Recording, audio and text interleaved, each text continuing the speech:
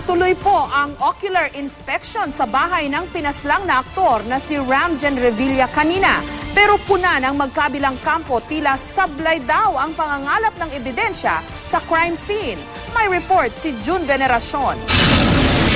Sa loob ng kwarto ng napaslang na aktor na si Ramjen Revilla, makikita pa rin ang naiwang dugo ang unan at sapatos ng kasintahang si Janelle Manahan. Isa ito sa mga pinuntahan sa ocular inspection ng Parañaque RTC Branch 274 sa pangunguna ni Judge Fortunito Madrona. Natuloy ito dahil kumpleto na ngayon ang lahat ng mga nakakulong na akusado sa pangunguna ng kapatid ng biktima na si Ramon Joseph o RJ Bautista. We just wanted to take some physical observation as the place of the incident, whether the assailants could have entered by their own volition or not. Sa loob ng kwarto ni Ramjen, ikinwento ni Janelle ang kanyang mga naalala nung araw na mangyari ang krimen.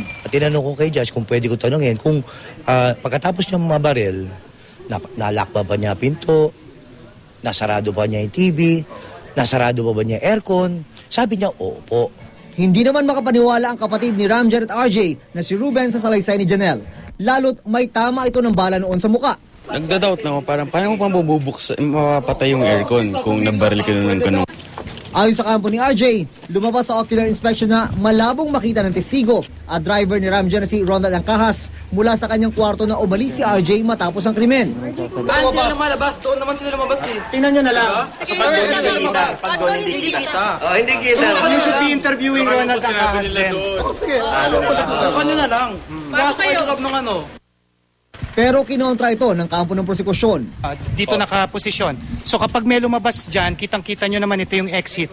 Kitang-kita kung sino yung mga lumabas dito. Pero sa isang punto lang sila nagkasundo. Sablay daw ang pangangalat ng ebidensya sa crime scene. The SOCO failed to perform its duties in securing all the evidence. Ang investigasyon ng polis dito, parang maigi pa yung investigasyon ng Kaminero June Veneracion, GMA News.